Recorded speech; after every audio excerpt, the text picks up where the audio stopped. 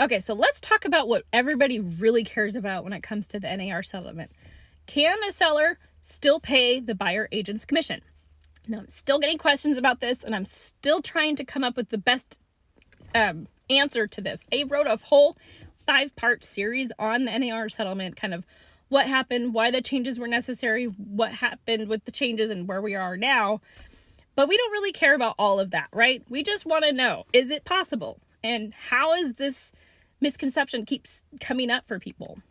So, number one, yes, it is still a negotiable term in the contract that the seller can pay the buyer agent's commission if it's part of the offer that they submit to the seller. The seller can either approve it and accept that offer, they can reject it completely, or they can counter offer and say, you know what, I'm only willing to pay this much, right?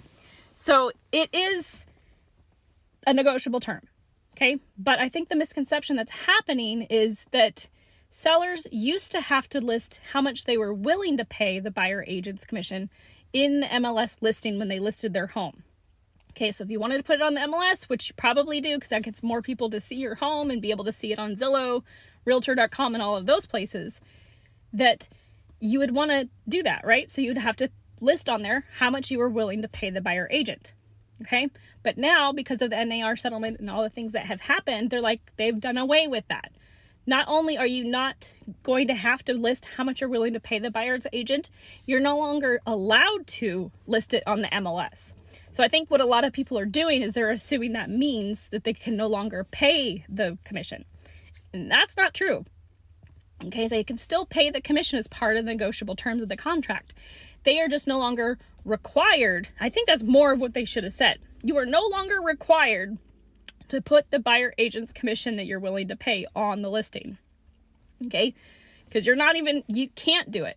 There's no space on there for it. And there's even new MLS laws that you'll get in big trouble if you try. Even if you put it in the legal description or the description of the property, anything like that, you have to stay away from all of that. Okay, because it's truly just a negotiable term in the contract. It's like all the other 29 negotiable terms, okay? It's just now completely negotiable versus where it used to be, where if you put it on the MLS and all the other homes on there are paying 3% to their buyer's agents, that they're offering that percentage, and then you're coming in here trying to only do 2.5, how easy is that to negotiate, right? Unless you have the house on the block that everybody wants, that might be the only way that you could get traction, right? But now that it's gone away, you're no longer having to worry about that. It's completely negotiable now because it's only between you and that other party. It's not a public thing.